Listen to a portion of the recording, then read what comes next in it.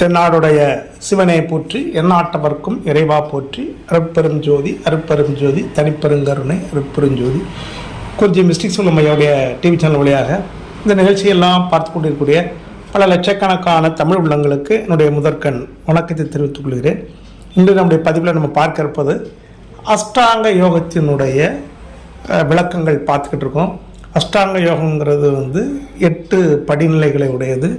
முதல்ல இயமம், ரெண்டாவது நியமம், மூணாவது ஆசனம். சரிங்களா? இப்போது இந்த ஆசனங்கிறத பற்றி நீங்கள் தெரிஞ்சுக்கிறதுக்கு முன்னாடி இயமம் நியமம் இந்த ரெண்டையும் பார்க்கணும். ஆக்சுவலாக இயமம் அப்படிங்கிறது என்னங்கிறத மீண்டும் லைட்டாக உங்களுக்கு நினைவூட்டுக்கிறேன். இயமம் அப்படிங்கிறது மனம், அதாவது உள்ளத்தில் சேஞ்சஸ் வர்றது, உள்ளத்தில் எண்ணங்களில் மாற்றம் வருவது. வெள்ளத்தனை மலர் நீட்டம் மாந்திரதம் உள்ளத்தனை. உங்கள் எண்ணங்களில் மாற்றம் வந்தால் தான் நீங்கள் வாழ்க்கையில் உயர்ந்த நிலைக்கு போக முடியும். சரிங்களா? வெறும் உடம்பை மெயின்டைன் பண்ணி எதுவும் நடக்காது. உள்ளம், அதான் ஃபஸ்ட்டு இயமம். ரெண்டாவது நியமம். நியமம்ங்கிறது எப்படின்னா, மனசை சுத்தப்படுத்தினதுக்கு அப்புறமா இந்த பாடி, ஃபிசிக்கல் பாடி இருக்குது பார்த்தீங்களா, இதை சுத்தப்படுத்துறது. அதுதான் என்ன பார்த்தீங்கன்னா நியமம். இந்த ரெண்டையும் நம்ம சொல்லிட்டோம், விளக்கிட்டோம் ஏற்கனவே. அடுத்தாப்புல பார்த்தீங்கன்னா இப்போ ஆசனம், மூன்றாவது படிநிலை. ஆசனம் அப்படிங்கிறது எப்படின்னு பார்த்தீங்கன்னா, நம்ம இந்த யோக சாதனைகளை நம்ம செய்கிறோம்ல, அஷ்டாங்க யோகம்னு சொல்கிறோம் பார்த்தீங்களா, அதை செய்யக்கூடிய காலகட்டத்தில் பார்த்தீங்கன்னா கூடுமான வரைக்கும் சொல்கிறது, கூடுமான வரைக்கும் எப்படி உட்கார்ந்து, எந்த இடத்துல உட்கார்ந்து, எப்படி உட்கார்ந்து நம்ம பண்ணுறது அந்த சாதனை, அது இது பேர் தான் ஆசனம் என்று பெயர். நிறைய பேர் ஒவ்வொருத்தரும் ஒவ்வொரு விதமான சொல்லுவாங்க. பட் நான் எங்கள் குருகுலத்தில் எங்கள் குருநாதர் பண்டிட்ஜி கண்ணையோகி, அப்புறம் மிஸ்டிக் ஐயா, அந்த பாரம்பரிய ரீதியாக வர்றப்போ மிஸ்டிக் ஐயாட்ட நான் கற்றுக்கிட்டது பார்த்திங்கன்னா வஜ்ராசனம் அப்படிங்கிறதுல உட்காரலாம் நம்மளால் முடிந்த வரைக்கும். சரிங்களா? அடுத்ததாக பார்த்திங்கன்னா பத்மாசனத்தில் உட்காரலாம். பத்மாசனத்தில் சரி, இப்போ ஒன்றுமே இல்லை அப்படின்னா படுத்து கூட முடியல. சிலர் ரொம்ப முடியாமல் இருக்கிறாங்க. இப்போ சோம்பலாமல் ஒருத்தர் படுக்கையில் இருக்கிறாரு, அவர் எந்திரிக்க முடியாத இருப்பார். அப்போ அவர் அதெல்லாம் பண்ணக்கூடாதா அப்படின்னு கேட்டால் பண்ணலாம். சரிங்களா? படுத்துக்கொள்வது, அதாவது வள்ளல் பெருமான் சொல்லுவார், மனிதன் தூங்குறான் பார்த்தீங்களா, அந்த தூக்கத்தையே தியானமாக மாற்றணும் அப்படிம்பார். தூங்குறாங்கல்ல, தூங்குறதே தியானமாக மாற்றணும் அப்படிம்பார். அதுதான் அது படுத்துக்கொள்வது. இப்படி என்னன்னு கேட்டிங்கன்னா, நம்ம வஜ்ராசனம் என்பது நம்ம சர்ச்சு மசூதிகளில் தொழுகை நடத்துவாங்க. அதுக்கு பேர் தான் வஜ்ராசனம். அந்த மாதிரியாக உட்காருது. ரெண்டாவது பத்மாசனத்தில் உட்காருறது, இல்லை வெறும் சம்மணங்கள் போட்டு கூட உட்கார்ந்து கொள்ளலாம். ரொம்ப அதெல்லாம் உட்காரவே முடியல அப்படின்னா என்னென்னு பார்த்தீங்கன்னா, ஒரு பிளாஸ்டிக் சேர், இரும்பு சேர் வேண்டாம், ஒரு பிளாஸ்டிக் சேர், மரச்சேர்களில் உட்கார்ந்து கொள்ளலாம். ஆனால் கீழ்ப்பகுதி, நம்முடைய கால்னு சொல்கிறோம் பார்த்தீங்களா, அது தரையில் இருக்கக்கூடாது. இதுதான் இதனுடைய ரொம்ப ரொம்ப முக்கியமான ஒரு விஷயம். ஏன்னா நாம் செய்யக்கூடிய எல்லா சாதனைகளுடைய இதையும் என்ன ஆகும்னு கேட்டிங்கன்னா, பூமியானது ஆகர்ஷண சக்தி உடையது. பூமியானது எல்லாத்தையும் இழுத்துக்கொடும். அப்படி இழுத்துக்கொள்ளக்கூடாது அப்படிங்கிறதுக்காக தான் நம்ம விரிப்பில் உட்காருறது.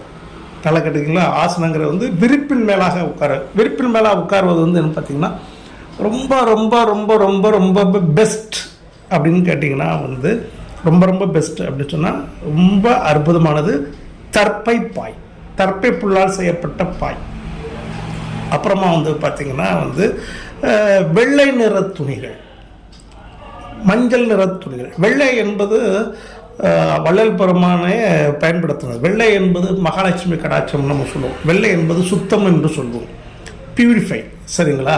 அப்போ வெள்ளை நிறம் என்பது நம்ம தமிழர்களுடைய பாரம்பரிய அடையாளமே வெள்ளை தான்.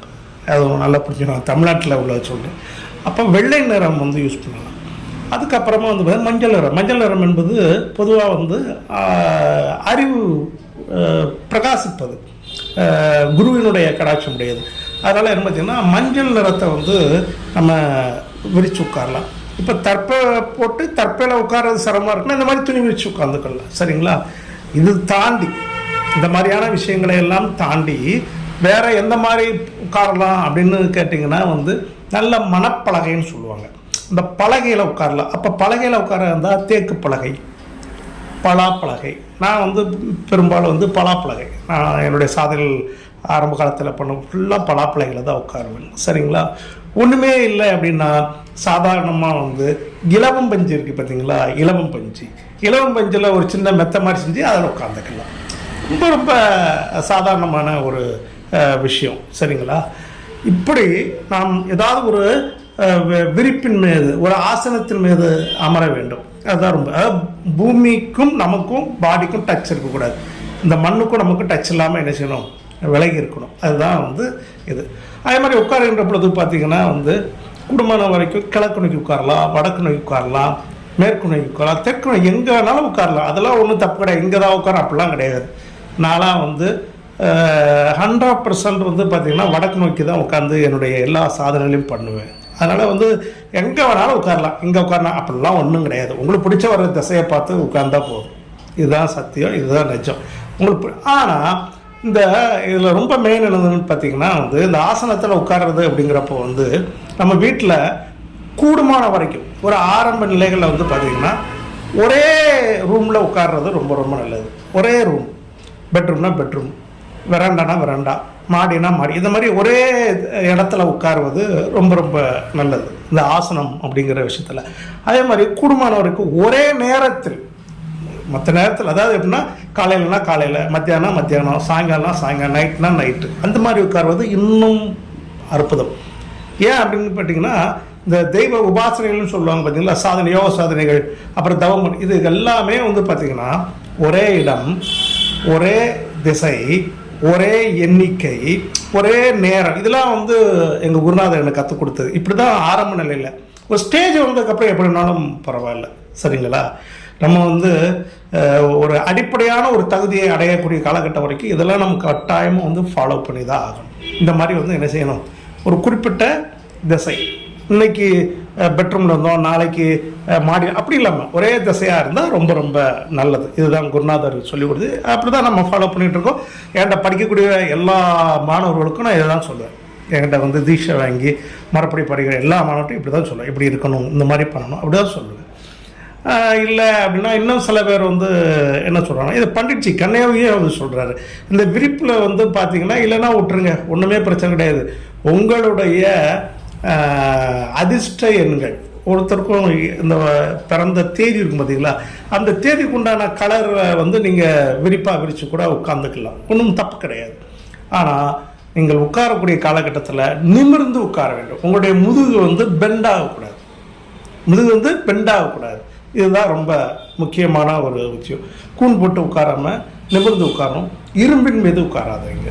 பலகையில் தாராளமாக உட்காரலாம். வில்வ பலகை, பலாப்பலகை, தேக்கு பலகை, இந்த மாதிரி பலகையில் என்ன செய்யலாம்? தாராளமாக உட்காரலாம். சரிங்களா? அதே மாதிரி வந்து இப்போ ரொம்ப ரீசெண்டாகனா கோங்கு நல்லாயிருக்கும். கோங்கு பலகையில் உட்காந்துக்கலாம். ஆனால் காஞ்சிரம் பலகை, எட்டி பலகை, அதில் மட்டும் தயவுசெய்து உட்காராதீங்க. அது நிறைய விவரம் இல்லாமல் உட்காந்துருவாங்க. அது உட்காந்துறாங்க, அது உங்களுடைய வாழ்க்கையை நிர்மூலமாக்கி விட்டுரும். அதில் தயவுசெய்து உட்காராதீங்க. சரிங்களா?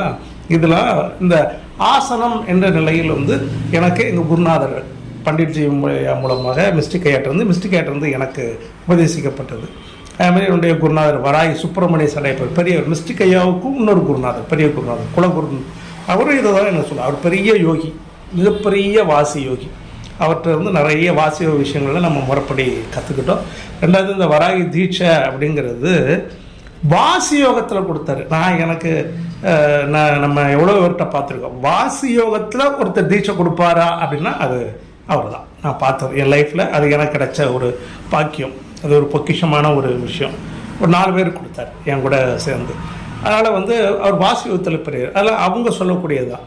இப்போ வந்து நிறைய பேர் நினச்சோன்னா புளித்தோலில் உட்காரலாமா, மான் தோலில் உட்காரலாமா அப்படிலாம் கேட்பாங்க.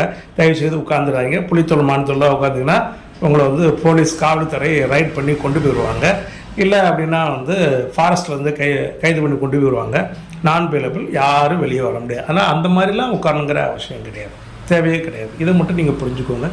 கூடுமான வரைக்கும் வந்து பட்டு துணிகளை அவாய்ட் பண்ணுங்கள் இந்த சாதனைகளில். சரிங்களா? ஏன்னா எங்கள் குருநாதர் வந்து அவர் சொல்லுவார், பட்டு ஒரிஜினல் பட்டு அப்படிங்கிறது பட்டுப்பூச்சியை கொன்று அதன் மூலமாக வந்து வரக்கூடிய பட்டு துணி.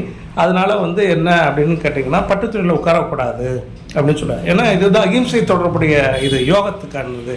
அதில் போய் நீ உட்காராத அப்படின்னு எங்கள் குருநாதர் எனக்கு சொல்லுவார். அவர் அப்படி தான் இருந்தார். அதே மாதிரி இன்னொரு விஷயம், இன்றைக்கு வரைக்கும் நம்ம வந்து எப்படி சொல்கிறது, யாகங்கள் நம்ம யாகங்கள் பண்ணிக்கிட்டே இருக்கோம். நம்ம மாணவர்கள்லாம் பண்ணிக்கிட்டு இருக்காங்க, கற்றுக் கொடுத்து பண்ணிக்கிட்டு இருக்கோம். இந்த யாகங்கள் எல்லாவற்றிலும் இந்த பூர்ணாகுதின்னு ஒன்று கொடுப்பாங்க. பூர்ணாகுதி கொடுக்குற பார்த்திங்கன்னா எல்லோரும் வந்து இந்த பட்டு துணி மாதிரி இதில் நான் செய்யவே மாட்டேன், தயவுசெய்து செய்ய மாட்டேன். அந்த மாதிரி செய்வது வந்து பாவமானது. ஏன்னா வந்து ஒரு புனிதமான இடத்துல ஒரு மாமிச தொடர்புடைய விஷயத்தை வந்து யூட்டிலைஸ் பண்ணக்கூடாது. அதனால் பட்டு அப்படிங்கிறது யோக சாதனைகளுக்கு தயவுசெய்து பயன்படுத்தாதீர்கள் அப்படிங்கிறது என்னுடைய ஹம்பிள் ரிக்வெஸ்ட். இது எங்கள் குருநாதர் சொல்லிக் கொடுத்தது. அதே மாதிரி மீண்டும் நம்ம உங்களுக்கு எல்லாருக்கும் சொல்லக்கூடியது என்ன அப்படின்னு சொல்லி பார்த்திங்கன்னா, இந்த சாதனை எல்லாவற்றிற்கும் அடிப்படை வந்து ஜீவகாரம், போதைப் பொருட்கள் யூஸ் பண்ணக்கூடாது, ஒழுக்கமாக இருக்கிறது. அதான் சொன்னேன். இந்த விஷயத்த எனக்கு தெரிய எந்த குருகுலத்துலேயும் எங்கள் குருநாதர் கிறிஸ்டிகையாட்டிருந்து நான் கற்றுக்கிட்டு வந்த மாதிரி யாரும் சொல்ல மாட்டாங்க. இப்போ என்கிட்ட படிக்கணும் வரனா இந்த விஷயத்தில் கரெக்டாக இருக்கணும், 100% கரெக்டாக இருந்தால் வரணும்னா வரவே கூடாது. ஏன்னா நிறைய பேர் கேட்குறாங்க, நீ கற்றுக் கொடுப்பீங்களான்னு கேட்குறாங்க. நான் கற்றுக் கொடுக்குறேன்னா இதில் நீங்கள் கரெக்டாக இருக்கணும், இதில் இருந்தால் தான் வரணும், இல்லை வரக்கூடாது. அவங்களுக்கெல்லாம் கற்றுக் கொடுக்க நான் தயாராக இல்லை. என் குருநாதர் நான் அப்படி அவர் உருவாக்கலை.